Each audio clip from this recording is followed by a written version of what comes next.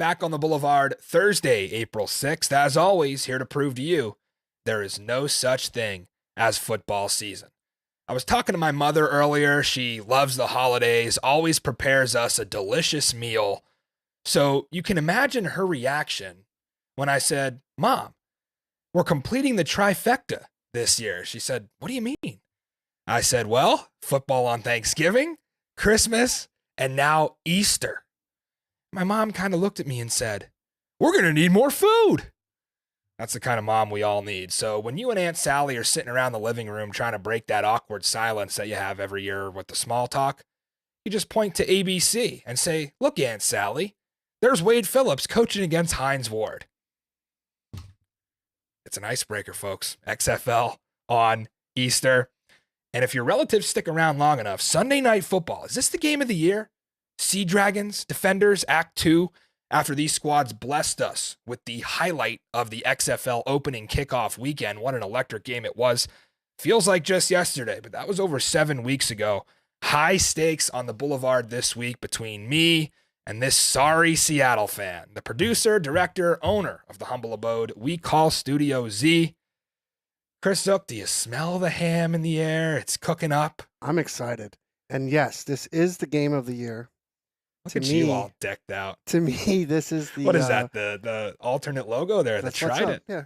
New piece of merch every day here on the Boulevard. I got to catch up. I got this old hat. I still got my jersey from 3 years ago. Come on, can we get some jerseys? Anyways, game of the week. To me, this is the XFL championship. Okay. Just saying. I'm sure the Battlehawk fans will love that. After beating you week 2. Listen, we're going to have all this come down the stretch. You got to play DC and St. Louis. Very stressful week for Chris Hook coming up here and the week after. Yeah. Right. I can't wait. DC and Seattle, that big game feel, right? They both go out and sign NFL veterans. Anything you can do, we can do better. You get Philip Lindsay, we got DJ Swearinger. So that seemed like a little bit of chess going on between the two squads, and I love it. I'm here for it. Yeah, I love it too. So we'll get into a full preview of that on tonight's show. Back home in the Dome for the St. Louis Battlehawks. Remember, they spent the first 3 weeks of the XFL season away from those 40,000 faithful, now benefiting here on the back end as the Battlehawks push for the playoffs. We have Austin Proehl joining the Boulevard later on here. He talked to us ahead of this big matchup with Vegas coming up Saturday. The Orlando Guardians, can they make it 2 straight against kind of a reeling Arlington squad? And is Bob Stoops finally ready to roll out Luis Perez, that new trade they made a couple weeks ago? Full breakdowns of all your XFL action this weekend. And of course, it wouldn't be Springball Boulevard without our Week 8 best bets, finding you the edge on each of the 4 matchups, sides, and totals. Regular season getting close to wrapping up, and you know what that means. We need your entry to our PS5 Pick'em. Let me go over the rules. You can enter our Pick'em if you go 4 for 4, straight up. Forget about against the spread and the totals. You are just picking winners. You can tail us if you'd like. If you think we suck at this, go totally against us. Sometimes it has worked. So if you get a 4 for 4 week, you're going to get an entry to our PS5 Pick'em. In about a month here or so, before the XFL championship game, we are going to draw a winner. If you win, you get a Sony PlayStation 5. So this is crucial here these next couple weeks because we do have the entries racking up. Last week, a tough one. Nobody did it. We have 35 or 40 in the bank. Some of you already with multiple entries. So if you're just joining us on the Boulevard here for Week 8, please click the link in the description. Make your picks. It's the easiest thing you've ever done. It's free. You could win a PS5. Spread the word with your friends. Get them involved. You have to be subscribed to the channel. Don't be that guy who gets a couple of entries and has a hot couple weeks and then didn't subscribe to the channel. Nobody likes that guy. That's also free. Do that and like the video as well. Taking a look at our XFL standings as we always do every show. Heading into Week 8, DC Kings of the North, even though they just took a loss, still in first place there. Now this game in Week 8 between DC and Seattle could decide a lot. You could see a 3-way tie atop the XFL North with St. Louis and Seattle tied at 5-2. St. Louis currently holding that edge with the head-to-head win. We're going to get into tiebreaker situations a little bit later. Vegas at 2-5, but playing some of their best ball last week. In the South, Houston 4-3. Arlington still 1 game out of first place. Miraculously, Houston did beat them, so they would have the tiebreaker. San Antonio 2-5, and Orlando somehow still alive at 1-6. So how are these standings going to shake up after week 8? Well, we have all the previews for you. Let's start off Saturday. By the way, I love the fact that we are now back to 2 games Saturday, 2 games Sunday. This is the way we started the XFL schedule. We've had some monkey wrenches thrown in with the Friday games, the Thursday games, had a Monday night game. Now we're back. You know where to find XFL games. We're going to play 2 Saturday, 2 Sunday. We're going to lead off with Vegas and St. Louis. Second time in 3 weeks these squads are throwing down. Last time out, guys, nothing but a massive migraine for Rod Woodson in Cashman Field. One of Vegas' worst games of the year. Woodson juggling those 2 quarterbacks, had no idea defensively how to stop A.J. McCarron. But maybe this time around, A.J. won't have those defensive calls in his helmet. Remember, we saw that. He wasn't getting calls from his OC, but he was hearing the defensive checks. I don't think he'll have that issue this time. So looking at the spread for this one, Battlehawks inflated a bit. Remember, they were a 3-point road favorite back in week 6. Chris Zook was all over it, jumped on it immediately. I added it late, right before kickoff. Mikey Manziel was on the money line, I believe. So 3-point favorite then, 7-point favorite now. So all the games this weekend are rematches. They're the sequels of games that already happened once. That's interesting. We haven't had a full slate of rematches yet. And what does betting logic tell you? The loser of game 1 usually plays better in the second meeting. So why is Vegas even more of a dog here? Moving up to 7. Big number. We're going to break this down for you. Well, Jalen McClendon. What do we think, guys, of Jalen? Do we think that he's capable of being consistent enough to go in front of 40,000 people on Saturday afternoon and pull off a massive upset? Well, they certainly looked better with number 3 out there. He ended up 14 of 21 for 104 yards and 2 picks. That's not McClendon, excuse me. That was Luis Perez against St. Louis, right? 14 of 21, 104, 2 picks. That didn't cut it against St. Louis for Perez. He was traded away to Arlington, new face in McClendon, much better last week. I think he was 21 of 31, 264, and 3 touchdowns, right? So can he continue to be consistent?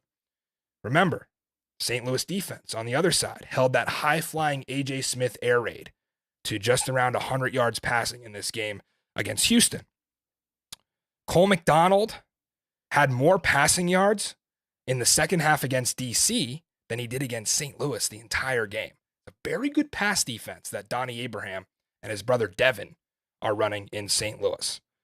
So Jalen McClendon faced a tough defense last week against San Antonio, and it didn't seem to faze him. He tore up what I thought was a pretty stout Brahma secondary. Luke Barco, Tenny Adewusi, some real studs similar to St. Louis. And you wonder, guys, if that performance that McClendon put on against San Antonio, did that have something to do with teams just not being able to prepare for him well because they don't have film on him? Could be.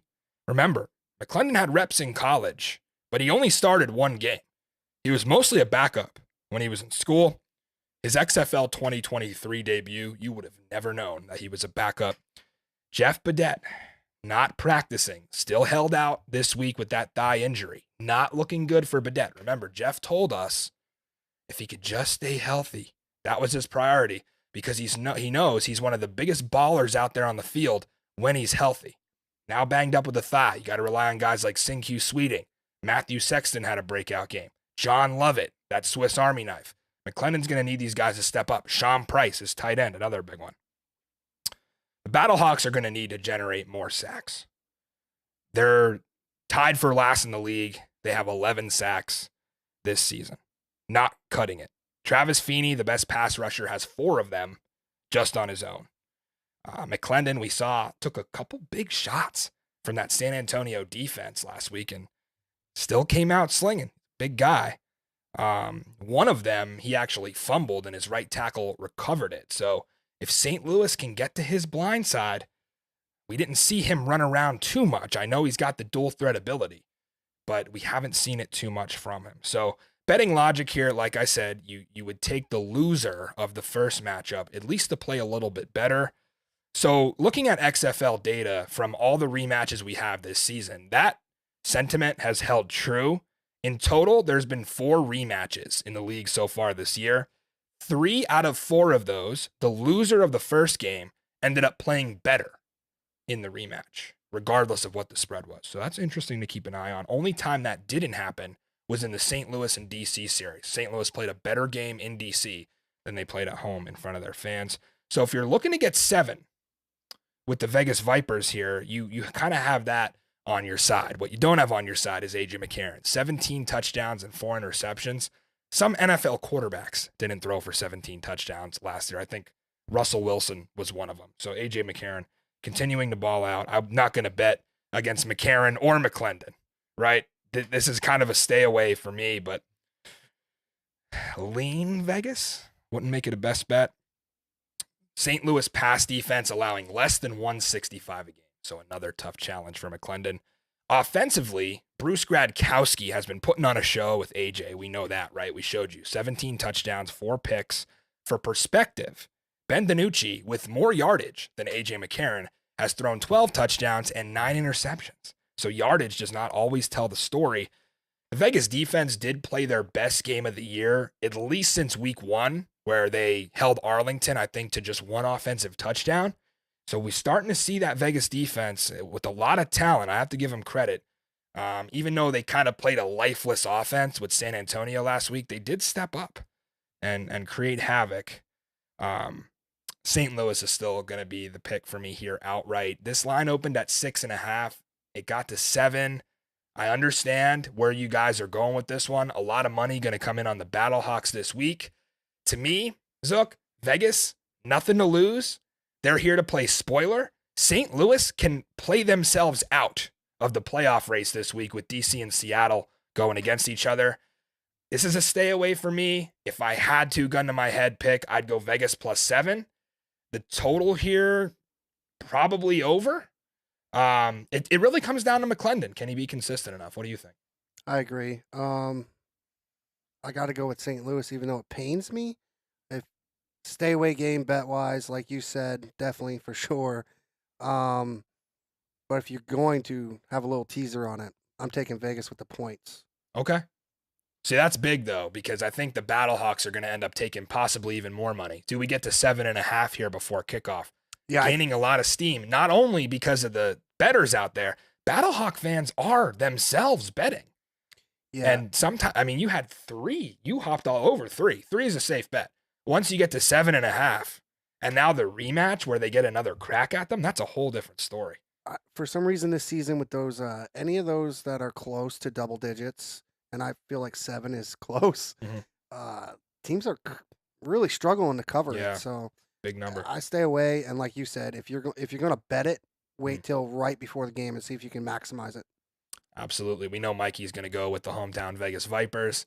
If you're Vegas, just quickly before we move on to the next game, are you more fired up to play in the Dome with those 40,000 screaming fans than you would be at home in kind of a more quiet atmosphere? Does finally getting to go in front of that crowd fire you up more than it screws with your head? I'm not sure. I've never played football. That's fair. But I'm pretty sure that if you go into somebody else's building and you shut those fans up, that's such a sweet feeling. Right. So could they have to do it without Jeff Badette? That's their leader. It could be tough. But they're also rolling momentum too. So they had their best game of the year last week, and it's San Antonio. I get it, but this might be closer than the experts predict. Rolling into our next one, Saturday afternoon, the Arlington Renegades, Orlando Guardians. No, not a typo. The Orlando Guardians are the home favorite. 1.5, the line to open at a pick. It has climbed. Orlando taking some money. That total sitting at 42.5. I think it's going to be kind of like a senior night type of atmosphere, right? Because a lot of these Orlando Guardians are going to be moving on, some to the NFL, some to maybe different teams in the XFL, wherever their next journey takes them. This is the last get together in Camping World Stadium. And I think you're going to get a pretty good atmosphere based on what happened last week. The Paxton Lynch project, again, a failure. He gets shipped off to the San Antonio Brahmas. Quentin Dormady is QB1, and it's not close. San Antonio has tried 5 quarterbacks now this season. We'll get into them in a second. But for all the disrespect Orlando got from the sports books, how about them putting up a 4-3 record against the spread? Isn't this the most underrated team? you've ever seen. Remember, they were an 8.5-point dog against Arlington last time around. With these rematches, we have not seen that much different of a spread anywhere. You go from 8.5-point favorite to 1.5-point dog in just a few short weeks. The Orlando Guardians 3-0 against the spread with Quentin Dormady running the signals. So odds makers adjust, and this is what we get now, an interesting number. You're not getting the value for Orlando as a dog anymore. We did move them up to number 6 in our power poll. We put them above Arlington regardless of the head-to-head because of Quentin Dormady. Remember, we had Old Lando and New Lando. You're dealing with New Lando. We talked about Arlington last week against Seattle, having the top pass defense in the league. Well, Seattle kind of picked them apart. They gave up 266 through the air to DiNucci.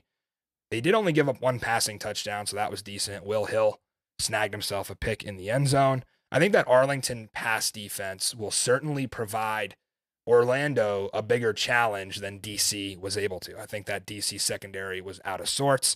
Tougher test from Arlington. This is a rematch, like I said, of that 10-9 snoozer that you're seeing here. One of the worst games of the year. In the Vegas St. Louis preview, we told you the loser of game 1 generally performing better in game 2. You're not getting any value on Orlando because the odds makers are already ahead of you there. Quentin Dormady versus Luis Perez, huh? Got to give props to Director of Player Personnel Larry Lee in Orlando, always looking for different ways to build. Last week against DC, you saw KD Cannon emerge in his first game, scored a big long touchdown. What a journey he's had. Jordan Thomas, another one catching a touchdown, both making their XFL debuts in a huge way for the Guardians. To illustrate just how special number 12 in green has been these last few weeks, he leads the league in completion percentage with 70.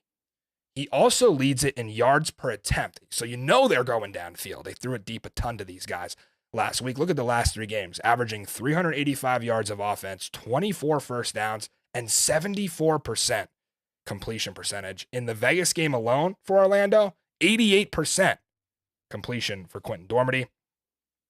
So the sacks, right, have become a huge issue in the beginning of the season for Orlando. They gave up 17 the first 4 weeks with Paxton Lynch, DeAndre Francois. Last 3 games, only 9. Huge improvement from the O-line, and that was against some great pass rushers. They went against Max Roberts and Peta in Vegas. Who else did they have? They had Tuzar Skipper in Seattle. He won our midseason award for quarterback nightmare. They've gone against Davin Bellamy, one of the most athletic players in the league in DC. So the line is holding their own. And some bad news for Orlando. Offensive tackle TJ Stormont confirming to us over Twitter that he tore his bicep. What a story for TJ to be traded from DC to Orlando, still win that game, and then tear his bicep. He tweeted us and said it was all worth it to beat DC. He'd do it again 100 times out of 100. Wishing him the best going forward. Looks like Abdul Beecham out of Kansas is going to take his spot at right tackle. Cody Latimer, 488 receiving yards. That is the league's best. Listen, we know he's the most NFL-ready player in the league. You don't got to second-guess that one.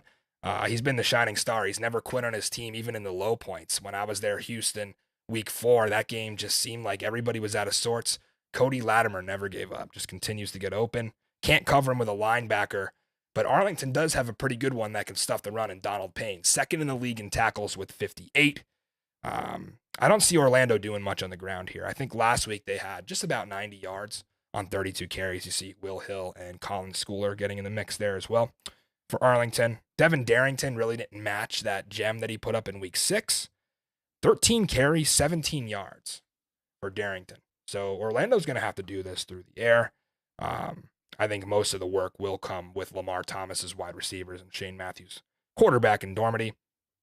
I will say, I think Orlando has the 4th best skill position group in the XFL. I think Seattle, Houston, and St. Louis are probably a tad better, but it showed that Orlando probably has more athletic players, at least more depth, than DC is able to work with at the receiver position especially.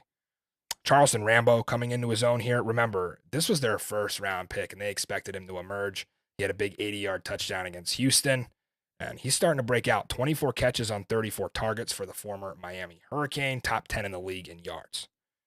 So Arlington offense, I really don't have much to give you here, guys. It's been a sad story this year. They did have 22 first downs last week against Seattle.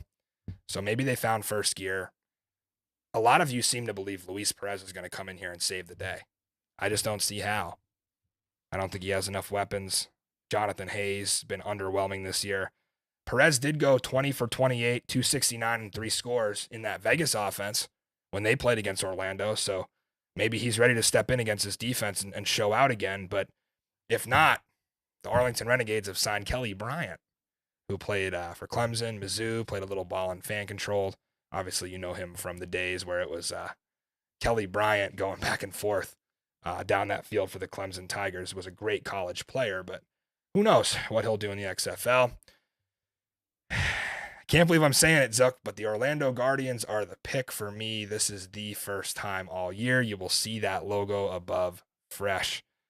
I think it's the right pick, and I know you've told me, hey, Orlando's making adjustments. Don't sell your stock on T-Buck yet.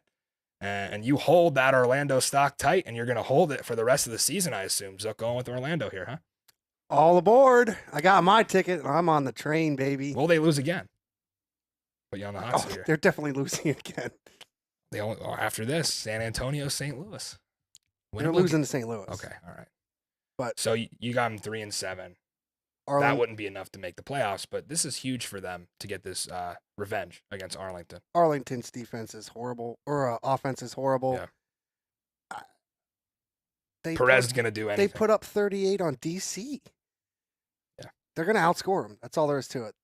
Jump on this. Run and get this number now. Someone told me the fun and gun has come back to the Orlando Guardians, which is a Florida thing from Steve Spurrier. That's great to see. And a head scratcher here for Mikey Manziel. I don't know. I mean, we watched the Seattle-Arlington game. It's just empty drives, empty possessions. You use 8 minutes of clock, you go down the field to do nothing on 3rd and 1. And you're always trailing, so you're never playing with a lead, so you can't run the ball. The only wild card for this offense is that the OC can talk to Perez the entire time. Yeah. Whether he chooses to do so, we'll see. Yeah, Hayes has been a little quiet There's this a year. lot of people that aren't talking up to the snap, and it boggles my mind. Let's talk about that for a sec. So June Jones is one of them, where he makes his play sheet very simple.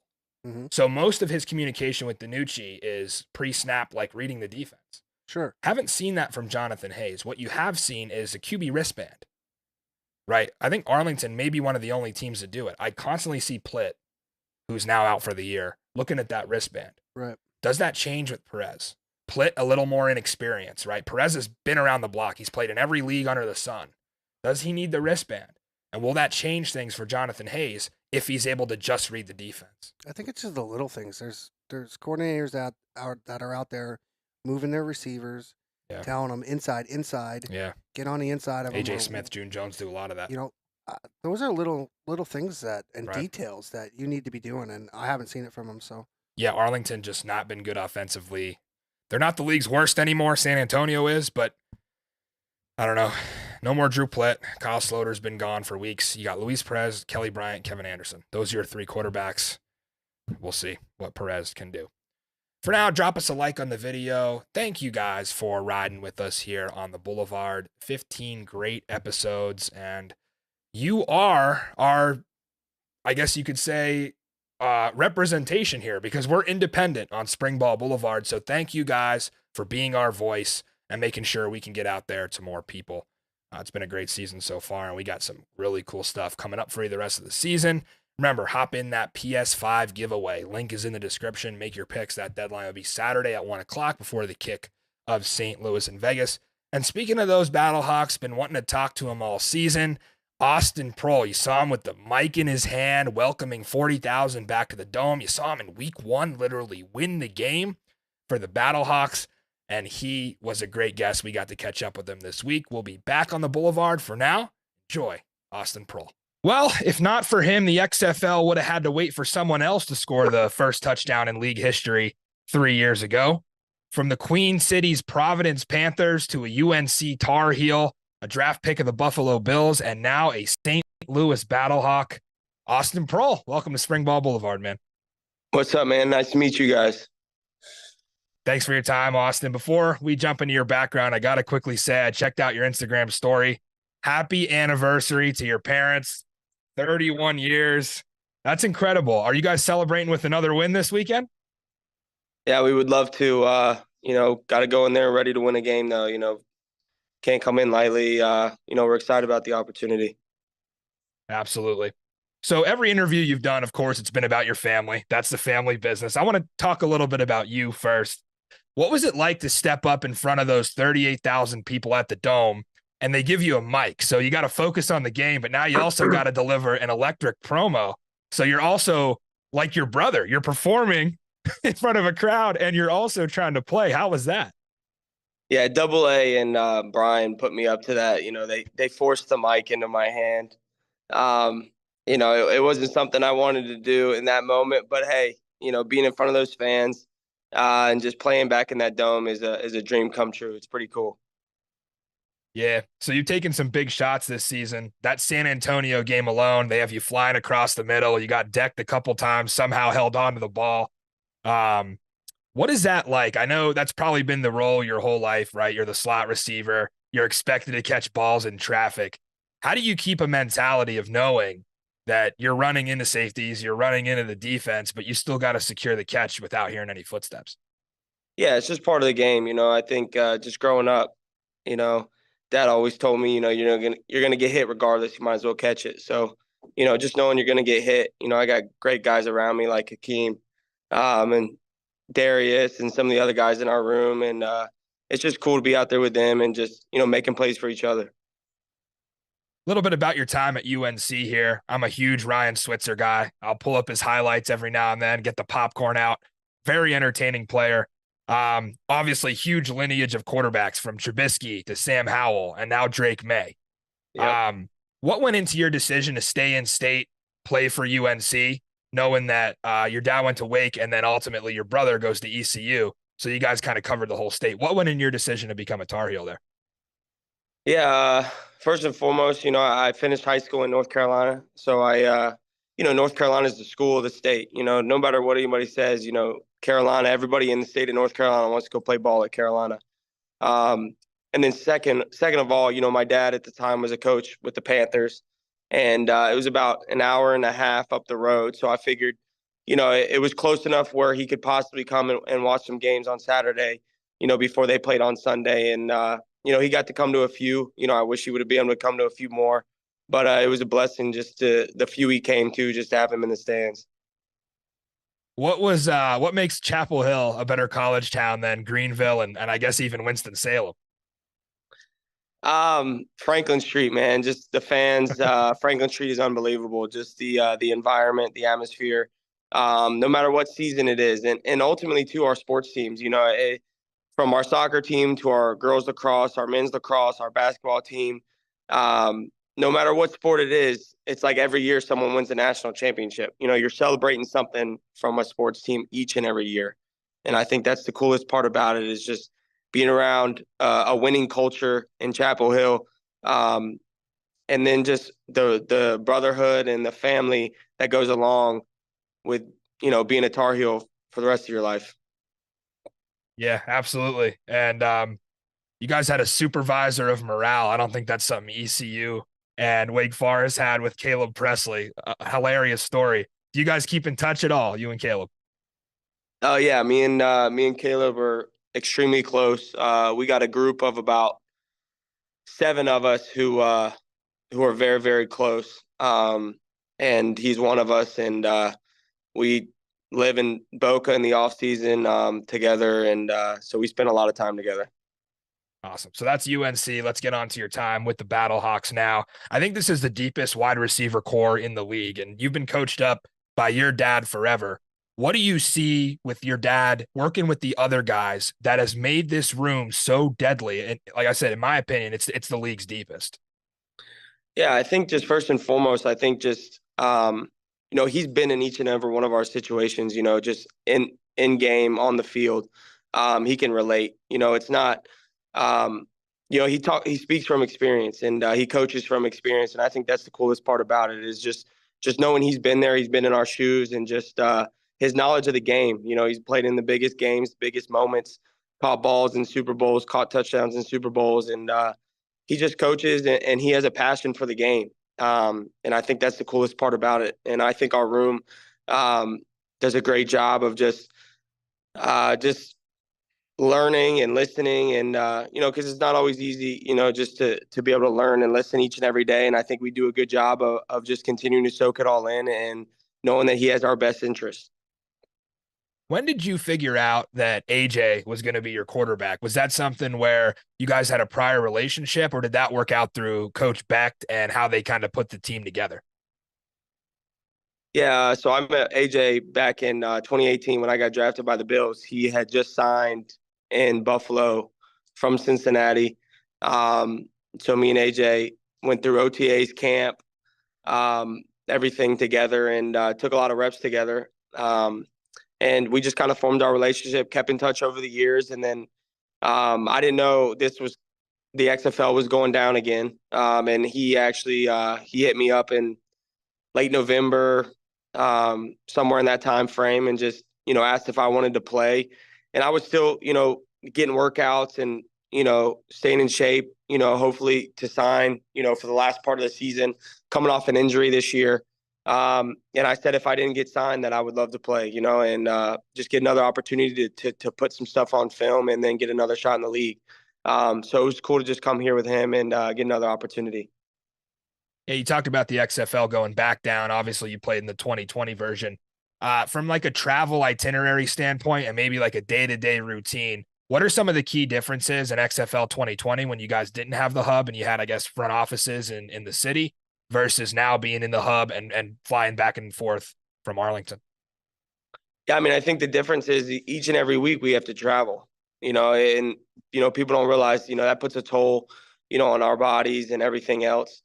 Just traveling each and every week, getting on a plane or getting on a bus. But also just, being in Arlington, it's a great city. The teams are close by, and a lot of people in this league, we all know each other from each and every team. And it's a great environment. Everybody's here for one reason, and that's to put good stuff on film, just continuing to perfect our craft. And I think that's the greatest part about this opportunity. And I think, Danny and Dwayne Johnson have done a great job of just blessing us with this opportunity. Touching on Vegas a little bit this week, obviously you guys very successful in the past game last time against them. How much of a balance is this offense between Bruce Gradkowski, his scheme, and then AJ ad-libbing and reading the defense and putting it all together pre-snap? Yeah, I mean, I think our offensive line has done an unbelievable job. From coming together. People don't realize how hard it is. Coming together on January 3rd, I think was the date, somewhere around there, for the first time, never knowing anybody, and molding together, coming together, and just continuously grow. Like if you see our film from game one to now, our offensive line is a unit now. They move together, they push together, they block together. You can just tell, they've really just come together. And I think they've done a great job in our run game and our pass game, of opening up holes. And that has, effectively opened up our offense, and been able to just allow us to do some things that we want to do, whether it's in the pass game or the run game. And they've done an unbelievable job. You got to give the guys up front love. We had Steven Gonzalez on the show before. Obviously, Jared Jones-Smith, another one where suspended for 2 games. He comes back. Now everybody is back together, and that offensive line is moving. Reflecting on your personal goals and maybe some team goals that you had coming into training camp in Arlington, is there anything that you've kind of added on as the season has went along, or do you still feel like your main goals are in sight here for XFL 2023? Yeah, I think all the goals are still in sight. You just want to continue to improve day in and day out, whether it's practice, and ultimately lead up to our games, on the weekends, just continuing to perfect this craft, continue to perfect the little things, fine tune the little things, that can help us when we leave here. It's a blessing to just be on the field each and every day, just continuing to work on things, with a great group of guys who all have the same goal, who have the same mission. And it's just so cool to just team up with these guys and have the opportunity to just be on this grass, be on those fields, and just attack this goal. Well, Austin, you've done this for a long time, and we're wishing you a long, successful career. And hey, in 10 years, when you're not playing football anymore, you got your brother, you can manage his career. If football doesn't work out, brother Blake now killing it as an official artist. Just checked him out on Spotify. If St. Louis, I know you've been a fan favorite in the city. How do you think St. Louis would react if you found your way back to the NFL? That's going to be a tough goodbye after some of the success and you've had there this year. Yeah, hopefully I'll bring them with me, wherever I go. Hopefully the fans will come with me and we can find a new home. Absolutely. Well, Austin, we appreciate your time. Ball out back in the dome these last 3 weeks. We're hoping you get some of that extra $1,000 bonus in your paycheck here. Coming down to the line, you guys are currently second place in the XFL North, battling for a playoff bid. Going to get real entertaining here down the stretch. That is Austin Proehl on Springball Boulevard. Thanks again, Austin. Appreciate it, man. Thank you, guys. Yeah. Great chat there with AP.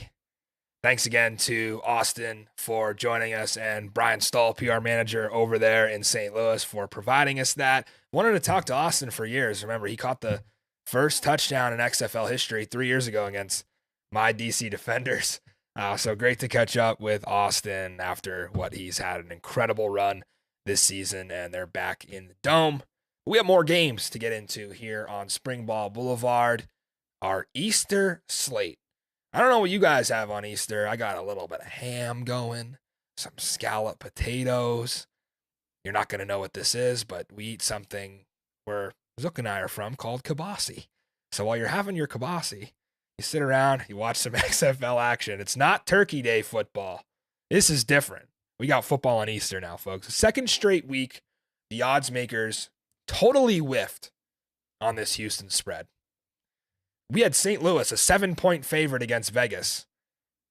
Who's better, Vegas or San Antonio? Well, we saw last week, clearly St. Louis better than Houston, but 5. And it opened at 4. I don't know. Last week, Houston, a 3.5-point favorite against St. Louis. Who was a better team than them? This week, less than a touchdown favorite against what I think is the league's worst team. I cannot figure out what they're doing with Houston. The odds makers have whiffed on some totals with Houston, now whiffing on the spreads. Is it Paxton Lynch? Would this line be 10.5 if not for the savior for the Brahmas, bringing in Paxton? Could he save the season? Save the complete collapse? Not this week, because I don't think he's even going to be active. We got Jack Cohn off the injury report. He hasn't started since, I think, this game you're seeing here back in week 3. He was dealing with a busted ankle.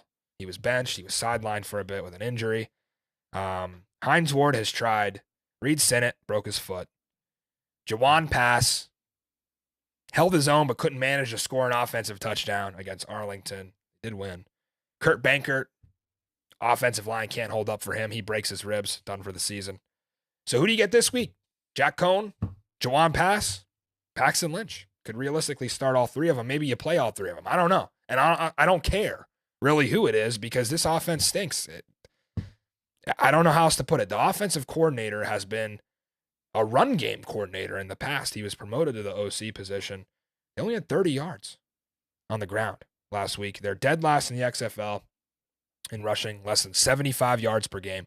They did lose their bell cow in Kalen Ballage, but Jaquez Patrick is a pretty solid back, just no offensive line to run behind, and they've been ravaged by injuries, right? We understand that, but the good teams like DC early in the season kind of fight those injuries off and just survive.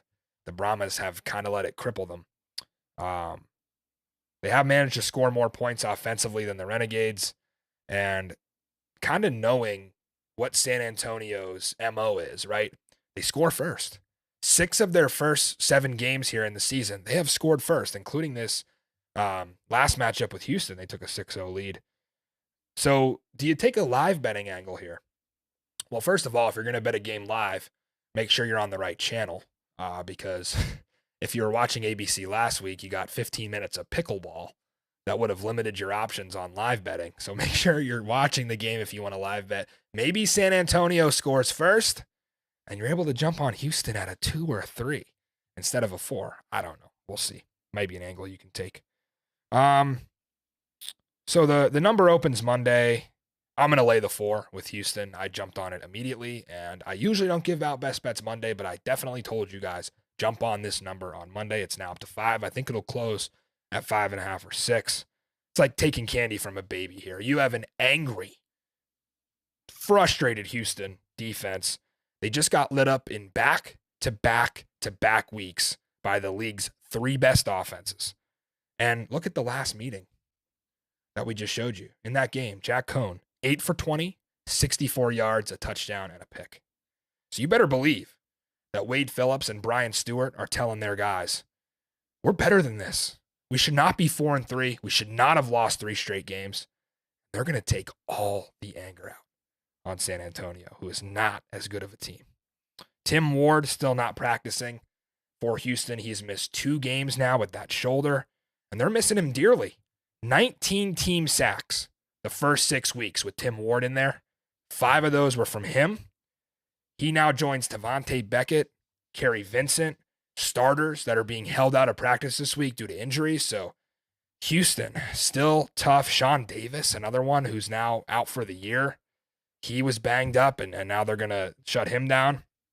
It's another leader, but I think Houston has enough depth in this Phillips 3-4 defense to be able to get the job done, and they've really been trying to bounce back the last 3 weeks, and it just hasn't worked out for them. But like I said, the aggression has been built, and now it's going to get unleashed on San Antonio. Looking at the other side of this matchup, right? A big question mark, Houston offense, San Antonio defense. Who is A.J. Smith going with that quarterback? You have Brandon Silvers back in practice. He's been banged up with an elbow, did not play well against D.C.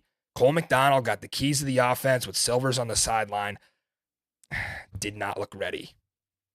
And Cole McDonald struggling pretty badly against a really good St. Louis pass defense. They have another quarterback, Caleb Ellaby. He hasn't played all season. Doesn't really look like he will. We did talk about the Roughnecks being without some of their best defensive players, but what I've begun to notice is this Jontre Kirkland loss was bigger than I thought it would be. Look at the Houston receivers. They have good talent. Burnett Harris, Cedric Byrd had a big game, I think 7 catches for 50 yards last week. But, man, Jontre Kirkland being out, it's similar to Quentin Dormady coming in for Orlando. He goes 3-0. Jontre Kirkland leaves. Houston's 0-3. Kind of the heartbeat of that Houston offense. They were having a lot of fun with them. Does it have more to do with the gauntlet schedule they faced, or are they really missing Kirkland that bad? Well, got to get your new additions involved. Jacory Roberson, you bring him in. He hasn't been active the last 2 weeks. Not sure what's going on there. Michael Bandy stepped in and played right away. He got his first catch as a Houston Roughneck last week. So I don't know. McDonald or Silvers, we'll kind of address this later in the show. We had a listener send in a question about what the status of Brandon Silvers might be. Again, we do know he's practicing, so that would tell me he'll probably start because Cole McDonald did not impress me. Maybe he'll slide back into that kind of run-only deal. Got to rely on your stars, though. Deontay Burnett has been solid. I think that regardless of how many points the Houston offense is able to put up, I think you can put up 24 and win this game. In fact, it's going to be like a 24-6, 24-8 type of deal for me. Houston is the pick. Houston will cover. This is a very, very short number. In fact, I would have made this number 8.5. Zook, who are we going with here for you between the 2 Texas squads and a rematch? Well, this is clear cut. Yeah. We're definitely taking Houston. I want to touch what you were talking about with Cole McDonald. I know me and you had a conversation separately about this. Yeah. I hate judging a guy that just gets his first start off his first week. Yeah. He only got 1 week, Right. first team reps. That's right. I'd like to see him. I just don't think you judge him until the second or third week and see where he's at. Silvers is like we talked about. You know I don't like him, so they're going to outscore Maybe a combination of both. the Brahmas no matter what. So. Right. Maybe you put McDonald as a starter, and if he continues to have struggles, because, again, that St. Louis pass defense, they got some dogs. Sure. And that was really tough for Cole McDonald to play against them in his first start. San Antonio, we saw Jalen McClendon shred them last week. Like, has this defense taken a step back? Houston looked great with Cole McDonald against D.C. It looked like they were about to come back and win the game if he had a couple more minutes. So, I don't know. I'm kind of I came into the season thinking Cole McDonald would eventually take the job. It sort of happened, but now do you see Silvers reemerge? I don't know. Houston is a team in desperate need of a win, and A.J. Smith will do whatever it takes. Well, I think A.J. Smith needs to take off the sunglasses, buckle up, Yeah. stop being so cool, Yeah. and coach the game. You heard it here first from Chris Zook Sorry. calling out A.J. Smith. But it is my best bet this week, foreshadowing that. I don't know. I don't know what I'm missing here. I think San Antonio is just in a terrible spot in their season, going on their 5th quarterback now. That just been ravaged by injuries. It's just miserable right now in San Antonio. And I don't know, Zook, even with this one being in the Alamo Dome, you got to compete with Easter. A lot of people are with their families for that holiday. And the Brahmas, I think, kind of hit their ceiling attendance-wise. They come out week 1, they had, 25K? The next time they were home, it fell to I think 16 or 17. So how much of a crowd do you bring out here? Maybe the Brahmas fans will wake up because it's Houston. It's a division rival. You have a similar chance to get revenge when they were stuffed 4 times on the goal line. Mikey Manziel taking Houston as well. That's how you know it's a no-brainer, because even Mikey agrees with us. So. Yeah, someone who's trusted the Brahmas a lot more, and now, he's out of the Kurt Benkert phase where Kurt Benkert was going to come in and lead the Brahmas to a 3-0 finish. Well, right. I feel bad for Benkert. Maybe, in the last couple of weeks here, he could have done something, but they just didn't protect him, and he broke his ribs. And I fear that could happen again with Paxton Lynch, just not able to get the same 5 guys, and it's just not a good offensive scheme. So we're all going Houston there. And 3 weeks in a row now, Zook. How about the XFL saving the best game on the card for the last game? The DC Defenders looking to turn Lumen Field into Lemon Field, which would be Ben DiNucci's worst nightmare. We talked about it before. Both front offices gearing up for this playoff run, playing a little bit of chess. The Sea Dragons signed former Pro Bowl tailback Philip Lindsay. And it looks like Juice Ellison shut down with his knee injury, so Lindsay will become RB1 there. DC Counters, they bring in 10-year NFL vet DJ Swearinger, who starred for the Washington Redskins. He was a draft pick in the 2nd round in 2013. He's got a ton of stats to go along with his career. Swearinger, a hard-hitting safety who's going to be back in the district rocking number 36. DC also adding Isaiah Johnson, former 4th-round pick of the Raiders. Will all 3 of these guys be ready to go on Sunday night? I don't know. We'll see. Seattle certainly would need Lindsay to help out that run game, and DC needs these guys to help out a secondary that was not good against Orlando.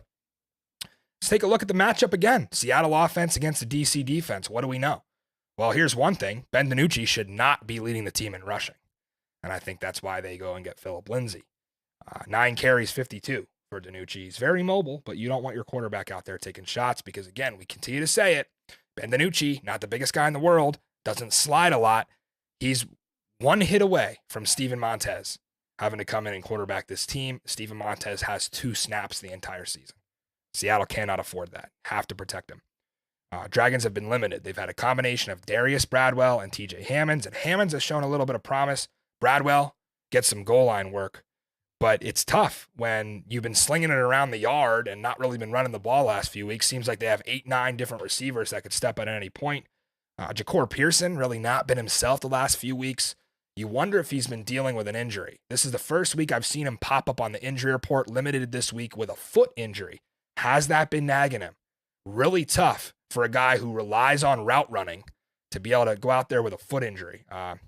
Blake Jackson has stepped up in a big way. 34 catches, that's top 5 in the XFL. Also has a pair of scores. He's been kind of working perfectly with June Jones. Remember, they go back to XFL 2020 in their days in Houston. What else do we know about the Seattle offense? They're still having a little bit of red zone woes, kind of a hangover in week 7. DiNucci throws a pick in the end zone, but they ultimately were able to take care of business and score enough points offensively to put away Arlington. I'm sure week 1 is behind them at this point, and they're not really talking about that. But the ball security is what reared its ugly head in that game and ultimately lost them the game. So have to take care of the ball. Same story every week. DC, not great on defense right now. Gave up 328 through the air to a lesser offense in Orlando. Now you got more playmakers out there with Seattle. I don't think Greg Williams will let that happen again. Cannot possibly do it. Reggie Northrup back healthy. Still a few guys banged up on the defensive side of the ball, though. Von Hutchins adding all these reinforcements should help, especially in the secondary. I think Zook and I will both agree. This is going to be a completely different game from week one. And I'm not saying DC will lose. What I'm saying is I don't think DC is going to be able to rely on not the luck, but the bounce of ball that they got against Seattle. We talk about the Dragons potentially being 2 plays away from 7-0, and it's a hypothetical, so it doesn't really matter. But DC could not rely on the takeaways that they got the rest of the season against Orlando. They end up losing the game. They're going to have to catch up with Seattle offensively. You cannot just rely on your defense here. Total's pretty high, 46.5. Does Ben DiNucci self-destruct the way he did in week one? I highly doubt it. So you're going to have to score. Just 40 points in the last meeting. Only 34 of those came on offense because Michael Joseph had the pick 6. Special teams has lost DC the game last week. I think the 29-yard field goal from Matt McCrane continues to play over and over in my head. If they have that, they sneak away 7-0. Totally different spot. But I'll ask the DC Defenders fans, would you rather lose to Orlando or Seattle? Because you're probably going to lose to one of them. If you lose to both, we're not in a good spot. But if you get this out of your system, you lose to Orlando, this Seattle game becomes a bounce back spot for you. Seattle has been missing their starting left tackle, Liam Jimmons, for a while. You see how important offensive linemen have been in this league. Have to take advantage of that. Ben DiNucci, some of you forget, threw it 54 times in week one. That's by far the XFL record. He will not do that again. They don't want to do that again. They don't want to have to rely on that. Could this be a shootout? Because DC has shown the last couple of weeks they can throw it around and score too. Let's flip sides of the ball. Let's go DC offense, Seattle defense. Give you a little breakdown. Where is the edge here with the Fred Keiss unit, who has really come such a long way since week one? Remember, this box score was awful against Seattle the first meeting. They managed to win a game by gaining just 177 total yards and only 86 through the air. Won't be able to do that again. I guarantee you they will not win with those numbers. But how about Jordan Ta'amu and his receivers last week? Quietly, Ta'amu had his best game of the season, and you didn't realize it because they lost. It wasn't good enough. But this wasn't the offense's fault last week. They gave their absolute all. Orlando just kept answering. I know the Seattle pass defense, far better than Orlando. Seattle with some studs. Chris Payton-Jones. We saw Antoine Brooks absolutely flying around out there at safety. But 21-29 for 285 and 3 touchdowns for Jordan. That was definitely his best game. He had a record-setting 86-yard touchdown toss to Chris Blair and a couple of nice scrambles to go along with it for Jordan, showing off the legs. And it's always nice when you're Jordan, right? Because you could have De'Aaron King come in and make the XFL play of the year, a top 10 play on SportsCenter. Should have easily been number 1 for our boy King. And man, we need to get him back in this game, get him back involved. He was huge against Seattle week 1, had a couple goal line carries, scored the game-winning touchdown ultimately down there at the goal line. Have to have King involved, get him more reps. Don't go away from the package where Jordan gets you down the field and De'Aaron punches it in. We need to go back to what works with that. I've said that for a while now. DC's the pick here, Zook. Playing in Lemon Field. Are you excited for Lemon Field to be rocking? Of course he's going Seattle. So we have some high stakes this week. We're not going to give it away yet. I wasn't sure if we were getting there. We're not going to give it away yet because we've been pretty good about surprising our audience with some of the nasty punishments that we've taken. Remember, to kind of recap, Zook suffered in week 1 with a plunger on his head during the show. Sure did. Mikey Manziel has completely painted his gut green and orange for Seattle. He's had lemons whizzed at him during a segment while he's trying to break down film in his own living room. And I'm missing one. Diaper. He wore a diaper on the show. and that's how you know it's bad, when I forget the worst one. So it's been brutal. Mike, the Vegas fan, Zook, Seattle, me with DC. Guess who hasn't suffered yet? Because thankfully, nobody on this show is an Orlando fan. Now, I see Zook over there chomping at the bit. He's ready to punish me. The problem is, DC got the loss out of their system, and now they want to clinch the 1 seed. Not clinching this week, son. But are you confident enough to bet on Seattle? See, that's a go. tough question. I put him in a pretzel. I'll bet you, but I'm not putting it in the best bet. Oh, now we're doing head-to-head cash. Sure. Let's go. We'll put cash on top of the punishment. I'm in. We did have some coins in the piggy bank left for the San Antonio XFL championship. Right. But I can tell you right now, only one team of these two can make that game. So if we're going to go to this game together, you could see the potential miserable situation for either one of us. So do we just bet the piggy bank for the travel budget and say, maybe whoever loses this game stays home? I'm not staying home. Okay. I'm going. Yeah, Zook will become a Defenders fan when they make the championship. No, I won't. Ultimately. I'm rooting for anybody they play if they're there. And I say if, that's a strong if. Do we want Mikey Manziel on either of our sides this week? I'm nervous to see this. You've seen it. I have not. I already know whose side he is on. So, DC.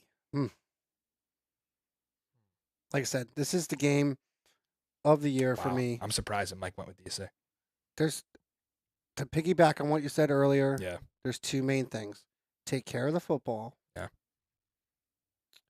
And the second main thing is don't get hit by lemons at Yeah. Lemon Field. Don't get hit by lemons. By the way, check out Twitter if you want to see what the city of Seattle has done to honor the DC Defenders by changing Lumen Field to Lemon Field. They've officially done that. They did not. Ben DiNucci. Can we move on? What are you going to do? What are you going to do to redeem yourself for week 1? You're now in the home orange. Good crowd, probably in Seattle, that 12th man coming out. I'm going to be super sick if the Orlando Guardians put up more points than Seattle. Seattle will not score 40. Seattle will not score 40. If you're going to win this game, think about the totals. Look, these numbers have been decent. This is a 34-28. Nobody's scoring 40. I mean, the defenses are underrated, right? That's fine, but I like if that Seattle over. has 40 for you, how many does DC have? You won't say. 22. If Seattle's, the high for the season is 44, put up by Houston against Orlando. That record's still left to be broken. Can't wait for this one. And as much as we would have loved to be in Seattle under the lights at Lemon Field, we know it's not a good idea for me to go to an opposing stadium where the DC Defenders are playing. So as we promised, we're coming to St. Louis, the Boulevard Bowl Tour, back on the road. We took a 3-week hiatus, had to watch some March Madness, regather ourselves, get some sleep. We've hit Arlington week 1, Vegas week 2, DC week 3, Orlando week 4, and now I am coming to the Battle Dome. I've given all you Battlehawk faithful a couple of weeks off to cool down. I know you were mad at me. DC beat St. Louis twice. Listen, we're friends now. We're not playing this week. It's okay. I can come to St. Louis and enjoy my time there. Hopefully won't need security. I don't think I'm that important. I think I'll be okay, Zook. But please, St. Louis fans, I know you guys are one of the best fan bases in the league. You've been interactive with us on Twitter. You've been watching the show. Tell me, where do I go? Breakfast, lunch, dinner. Where do I get a beer? I'm going to be in town all weekend. Where are the main places to see? And what should I do when I get to the Battle Dome? Is there should I talk to some fans? Should we go tailgate? This is one of the few venues, Zook, where they tailgate. I want to experience an XFL tailgate. What is that like? Haven't really seen it yet. DC doesn't do that much of it. Our atmosphere is more about in the stadium with the beer snake. In St. Louis, they do the beers outside. They don't really bring them in. I'm sure they drink at the stadium. Damn, they're sponsored by Bud Select. But on the Boulevard, we're excited to get to St. Louis. It'll be our 5th stop of the tour. Cannot wait to get there. Let's go right into our Boulevard best bet, Zook, for week 8. I mentioned before, I'm laying the 4 points with Houston. I've told you that since Monday. It's now to 5. Fine. I'll take it up to 8. I'm going DC money line. This is plus 110 at the time of airing. We saw a little bit of movement right before the show, right? DC went from 1.5 to 2. Has not affected the price on the money line, at least on DraftKings. Still getting plus 110. To me, inside that number, if DC is going to win, they're going to win. I don't think they lose by 1. Money line, DC, 6-1 against the spread. Zook reaching into the bag of tricks Let's and pulling go. out the flea flicker. Who you got? Guardians minus 1.5. Call it the lock of the week. Is this more about fading Arlington or backing Orlando? I think it's a little bit of both. That's fair.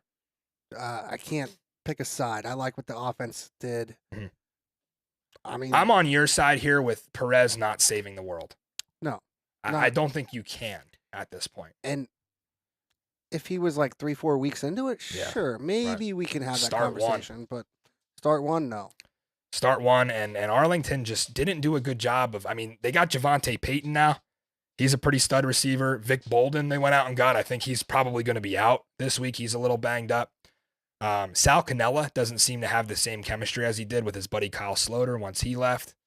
And, your QB depth gets really interesting. We've seen Luis Perez banged up a few times this year. You really got nothing. You got Kevin Anderson and Kelly Bryant, who's probably not ready to play at this point. So I think the Guardians' defense is better than you think. yeah. And their offense is better. I've always thought they had a good front seven in Orlando. They've done a good job with the TFLs, and they've kind of stuffed the run. They have some dogs at linebacker. Stanley Maponga, Terrence Plummer. It's the secondary. And if you see the mic'd up thing that XFL put out, it's Terrell Buckley screaming at his starting corner. I think Balin Buchanan, the top corner there. As soon as he gets burnt by Lucky Jackson or Chris Blair, one of them burn him. T-Buck, a former D-back, screams, "Get Balin out of there." And I'm like, wow, they really included that in there. That's your top corner. And we know T-Buck, he doesn't take any of this bad play. So, I don't know. The secondary isn't very good, Zook. So, if Luis Perez wants to have a field day, he might. So, I worry about that. I'm not in a position to back Orlando. So, I'm not getting away from, we just talked about this. There's a first on the set. Right, That's but all I'm saying. I feel like we just talked about this. Top 4 teams, bottom 4 teams. Why mess with the bottom 4 when they play each other?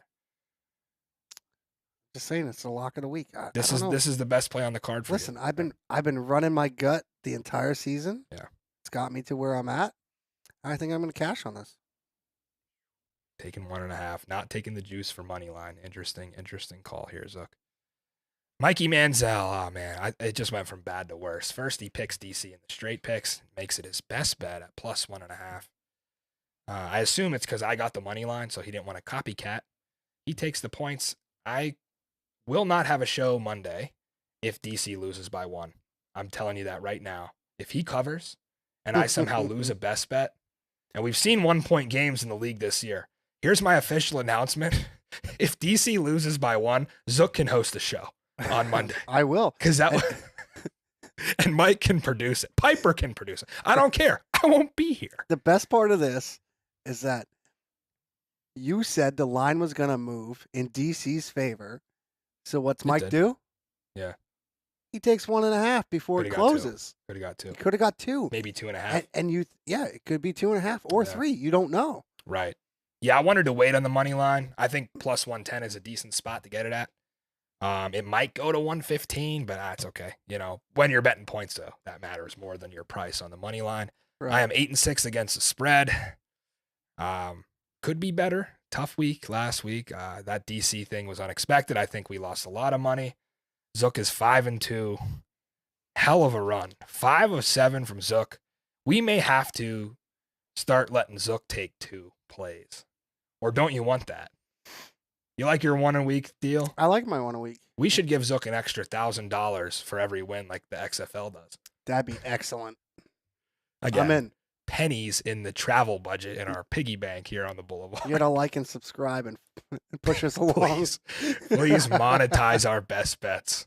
We're trying, and we are, quick math, 13-8 as a show. The record of Mikey Manziel does not reflect the record of Springball Boulevard, although he did get his first win with St. Louis last week. What do you say we dive into Maddie's mailbag? I don't know what is your problem. No way. Do you hate Piper? And we've changed the icon. This is insane. You want to go ahead and explain to us? So anyways, Piper lost her last couple parlays. Just host the show. Go ahead. Piper lost her last few parlays, so she was punished. Yeah. She had to wear the plunger. She looks pretty happy about it. I don't know. She's in at plus 595. Somebody must have been dangling a treat. Plus 595. Houston -5. She loves it. Yeah. I'm with she's taken an ill-advised over here with DC Seattle. Ill-advised. Yeah. 46.5. That's a Matt thing. Me with a total. Yeah, you don't like the totals, you know what? right? I'm saying ill-advised by you. I wonder if we took all of Piper's picks straight. We have to do that at the end of the show, see what the record was. Because we've been one leg away several weeks on her parlays. Several, yes. Why do I feel like that's the leg this week? She asked her dad, -1.5. 46.5. You think Seattle's scoring 40. So, right. I mean, we go 40-7 Seattle, which I'm sure Zook thinks it's going to be this big blowout. You know, maybe you get the over. We're going Orlando, -1.5. I had to watch my words. For some unseen reason, if Seattle loses here, I don't want to eat crow on Monday. What's wrong with eating crow? I've done it. I mean, hell, I sat here and I've had the play of the year on DC Orlando, and I got buried. So he says, "This is what was the last total you took?" I don't know. It was Houston against somebody. Oh, and it was. I had to bring up that trauma. Yeah, Houston against Seattle, and Houston didn't score a point for 58 minutes. This is disgust me. This is the biggest bet ever. Yeah. I can't believe they're so low. What's wrong with the league? I try to sell my plays to you guys. Nobody wants to buy them. Hey, I'm still 2 games above 500. I love making We're fun of keeping you. our head above. We're treading water here on the boulevard. For Mikey Manziel out in Vegas, Chris Zook in the control room. I am. Stop. What are you doing? Answer some questions, son. Oh, you have questions for me now. See, I thought we were skipping the mailbag. Damn it. All right, Walt. I'm sorry, Walt. We love Walt. Thank you, Walt, for tuning in every week. I promise, before Zook threw this whole thing off, I was going to answer the question. Walt says, if it's possible, I can't believe I just tried to close the show.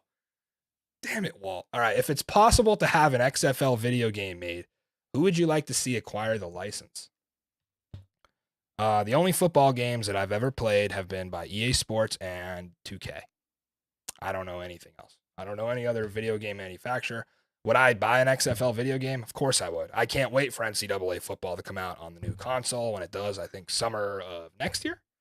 Yeah, I'd play an XFL video game. I think it'd be a fun way to connect with fans. Maybe we could stream a little bit here on the show. Zook has the capability here in Studio Z to do all kind of things. So I would say EA Sports just because they're probably the most known. Now, would they screw it up? Maybe. I don't think 2K makes football games anymore, though. So maybe in a couple years down the road, once the league goes to 12, 16 teams, we can get an XFL video game, but that is years down the road. Thank you, Walt, for submitting a question. We have more here from Max. If the Battlehawks and Sea Dragons go 2-1, tiebreakers get very interesting between the two. Do you know who would own that tiebreaker? Okay, so the first time I'm seeing these questions here, so I'll reiterate what I said on Monday. I've looked up the XFL tiebreakers. Here's what we got. Seattle and St. Louis both end the season 2-1. That makes them both 7-3. In that case, the first 3 tiebreakers will not matter because one's head-to-head. So if they're both 2-1, you figure Seattle went ahead at home and beat St. Louis. So head-to-head is even. They both beat each other once. The next is, what's your common record against your opponents? Well, if both teams go 2-1, that means Seattle lost to DC twice and St. Louis lost to DC twice. That doesn't matter anymore. The third tiebreaker comes down to who else you beat outside of your division. So that won't matter because they both lost to DC twice and each other once. So the first 3 tiebreakers out of the picture. That fourth tiebreaker is point differential. And Max, I did not go back and see to this point how many points Seattle scored, points against and points for versus St. Louis, because it's going to change the next 3 weeks drastically. So where it's at now probably doesn't matter. But you know June Jones is going to start going for 3 in week 9 or 10. I think they got away from that a little bit. Seems like Jim Haslett is content with going for 1, 2, whatever. Gonna have to start going for 3 because if I had a gut, I would say, just based on a couple of games that I can think of, Seattle, Vegas. Seattle wins by 4. St. Louis, Vegas. St. Louis wins by 23. So that alone is what? 19 some points. So I think St. Louis would have point differential right now, but this could all change in the next 3 weeks. We've seen teams get blown out. We've seen teams have close games. So let's see, but that's what would happen. And then Will, thank you for your question, Will, on Twitter. You think Silvers plays this week? Brandon Silvers. Limited in practice so far. That's all we know. Brandon Silvers, I'm guessing will suit up because he is practicing. Will he play? Will he start? I don't think it really matters. If your angle here is, are you still confident in Houston? I don't care if Caleb Ellaby is the quarterback. I'm going with Houston here. Brandon Silvers brings more of a passing threat, but I think they can get the job done. And I think if they ultimately do go with McDonald, he will play better than he did last week. But yeah, I would say Brandon Silvers out of the street clothes this week and playing. Is there anything else, Zook, before I send us home here on a Thursday evening? Send it. Full send. All right, now we finally have the green light. I apologize for trying to end the show early here. I really know you guys enjoy more than anything sitting around on your Thursday night and listening to us talk about the XFL. For Mikey Manziel, Chris Zook in the control room, I am Matty Fresh. Enjoy Easter. We will see you back here on Monday. And remember, there is no such thing as football season. Enjoy week 8. See you next week, guys.